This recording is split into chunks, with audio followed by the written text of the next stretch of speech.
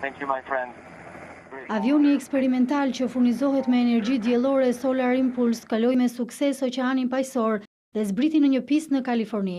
Ai ishte ngritur që prej së enjtes nga Hawaii për të kryer etapën e 9 të udhëtimit të tij, që startoi nga Abu Dhabi marsin e vitit të kaluar. Ky udhëtim erdhi pas një ndërprerjeje 8 mujore, kohë gjatë së cilës u desh për të riparuar bateritë e ngrohura. Më parë, dy pilotët zviceran të avionit kishin fluturuar mbi Oman, Indi, Myanmar, Kinë dhe Japoni. Prej këtej nisi udhëtimi për në Hawaii që zgjati 5 ditë e 5 net, duke shënuar një rekord për fluturimin më të gjatë pa ndalesa. Pilotët synojnë të fluturojnë në të gjithë Shtetet e Bashkuara, me në fund New Yorkun deri në fillim të qershorit, përpara se të kalojnë Oqeanin Atlantik. Piloti Bertrand Piccard e përshkroi udhëtimin si një nga përvojat e tij më fantastike, ndërsa parashikon se pas 50 vjetësh, avionët elektrik do të transportojnë deri në 50 njerëz.